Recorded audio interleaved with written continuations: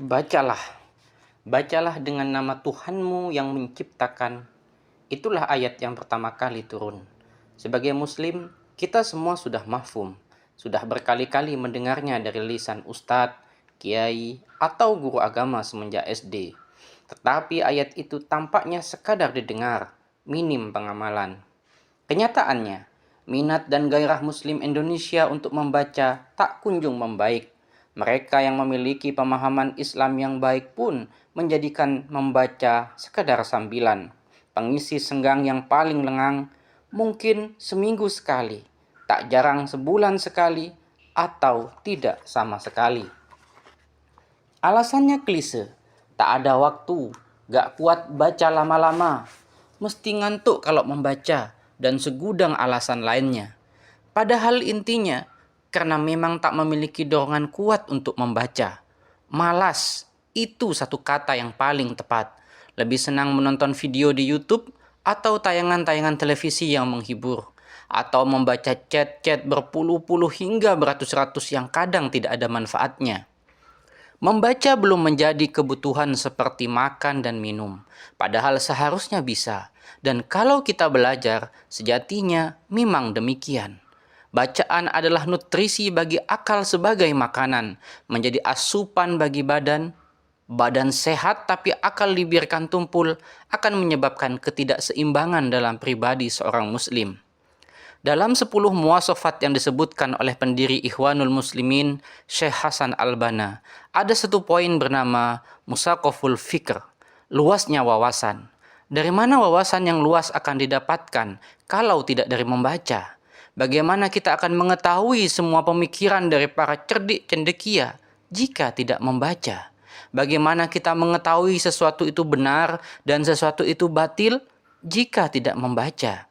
Bagaimana kita tahu siapa saja pendukung kebenaran dan siapa saja pendukung kebatilan jika tidak membaca?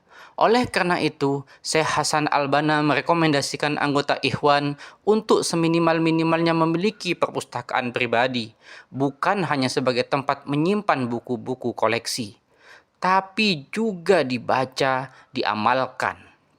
Perpustakaan pribadi akan membangkitkan gairah untuk membaca lebih banyak, untuk membeli buku lebih banyak, untuk berlatih dan berusaha menuliskan apa-apa yang sudah didapatkan. Bacalah. Coba kita baca berkali-kali surat Al-Alaq itu.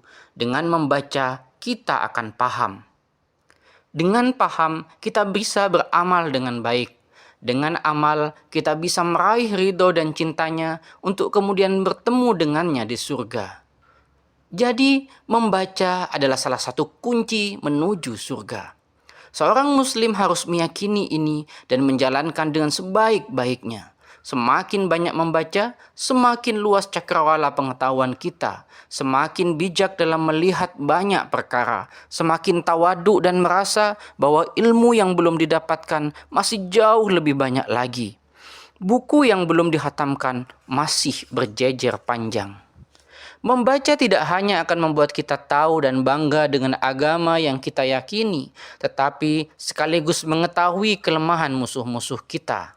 Sehingga saat bicara tentang mereka, kita punya dasar, punya dalil yang sekaligus memantapkan hati kita dalam kebenaran. Disitulah akal mendapatkan perannya dengan maksimal. Baca buku apa saja, semua buku memberikan manfaat jika kita bisa memaksimalkan peran akal dengan maksimal. Berdialog dan berdiskusilah dengan apa yang kita baca. Kita bisa menulis kritik dan tulisan-tulisan sanggahan jika menemukan buku yang menyimpang. Kita akan mendapatkan penjelasan dan penguatan jika membaca buku mencerahkan. Membaca banyak buku membuat kita tahu isi kepala banyak orang. Dari berbagai macam aliran dan kepercayaan, berbagai macam karakter dan latar belakang. Para da'i yang memiliki pengetahuan luas karena membaca tidak akan pernah garing dalam memberikan ceramahnya. Selalu ada yang baru dan segar dalam kisah-kisahnya. Ia pun lebih bijak dalam menilai seseorang, lebih tenang dalam menyikapi orang yang berbeda pendapat, lebih legowo saat dihujat. Bacaan akan menguatkan karakternya sebagai seorang muslim dan pendakwah di hadapan masyarakat. Malulah jika seorang muslim kurang membaca, seharusnya malu. Kita lihat banyak non-muslim, ateis, bahkan orang-orang komunis begitu rajin dan tekun membaca.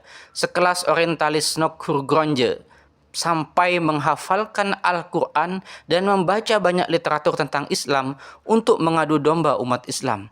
Mengapa justru umat Islam enggan membaca bahkan tentang agamanya sendiri? Miris sekali.